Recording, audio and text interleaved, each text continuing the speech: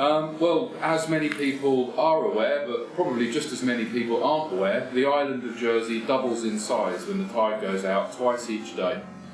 Unsurprisingly, the other half of Jersey, that area that is exposed at low tide, is very much a part of Jersey life.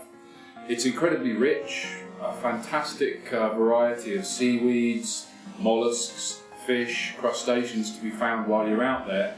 And it's a sad fact that it's often been the case that people have become preoccupied with finding dinner or enjoying themselves out there and not realise that the tide was on its way behind them, because it's drummed into us from day one at school that the tides in Jersey are something to be respected and feared, no doubt about it. It's accepted amongst Jersey people, amongst us locals, that tide tables are a fact of life.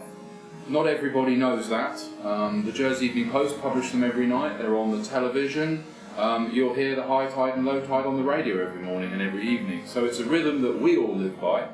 But if you visit the island, it's one that it's absolutely fundamental to understand before you venture out onto our beaches. If you are a visitor to the island, it's absolutely vital that you are fully prepared before you go out there. Take a local guide is one very, very useful piece of advice. It's not widely understood, but when the tide floods, it doesn't flood at an equal rate throughout the tide. We have something here called the rule of twelfths. For the first hour of the flood tide, things move very, very gently. The next hour, things are much, much more rapid. The middle 2 hours of the flood, the tide can rise at an alarming rate. With a good strong wind behind the flood tide, in the corner of the Bay de Mont Saint-Michel down here, you can see upwards of 4 centimetres of vertical rise in a minute. 5 centimetres quite possible. So your Wellington boots will be on dry sand 1 minute, and in less than 10 minutes you will have full Wellington boots. It's that fast.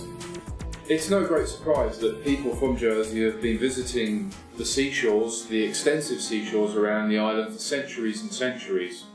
For many years it was a dangerous place out there, with no refuge other than the tower.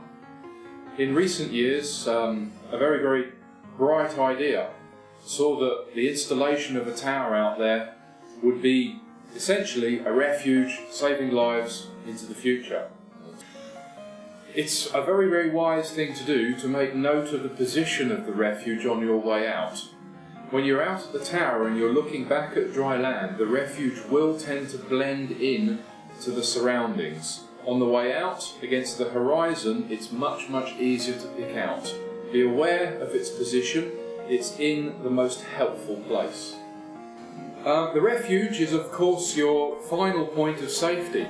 You can make it all the way back from Seymour Tower almost to dry land without realising that you're cut off.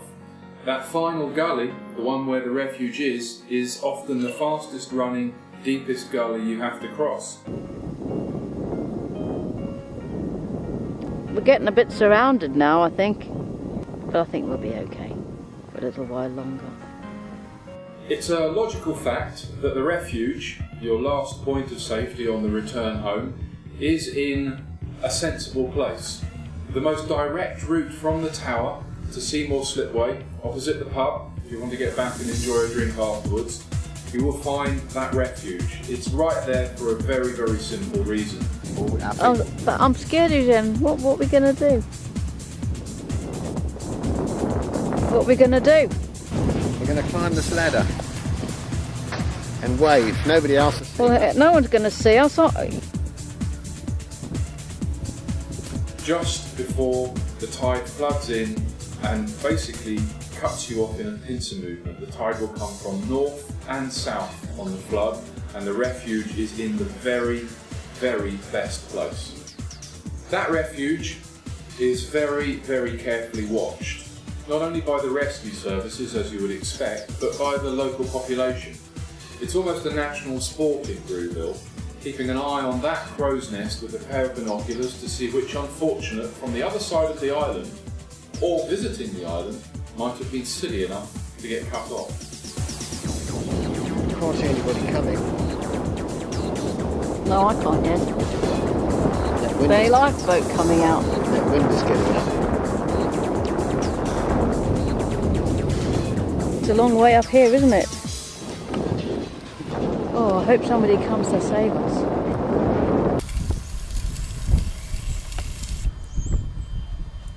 Sir? Yeah? Looks as though somebody maybe cut off at the rescue tower. Hello, Kenny, are you there? You might have to get your kayak out. See, there's a couple stuck out there at the refuge beacon. Oh yes, I've seen that, Richard, though. Yeah. Yeah, okay then. You're in control. Yeah. Okay, thank you.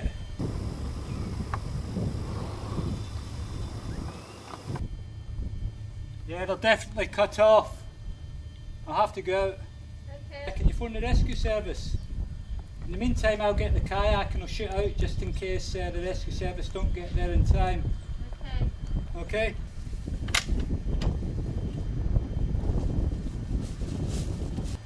Yeah, the problem with being out there is when you're out sort of walking back from the tower towards shore, if you're wandering back just sort of enjoying the day, and you don't realise that the tide has actually come in both sides through the gullies, which are quite deep channels.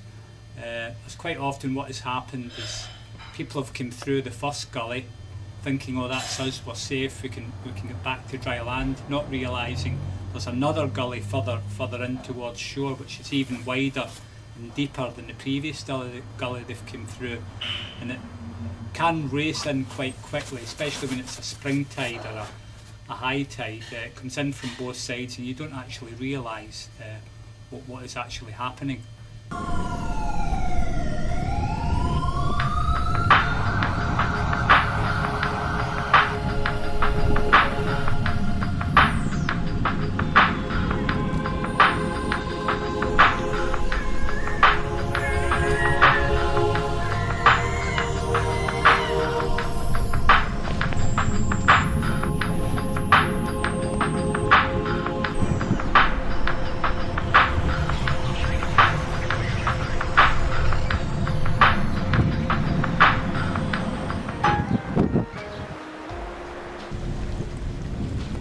Yeah, the first rescue we seen, I took part in a couple of young lads that had newly sort of came to the island.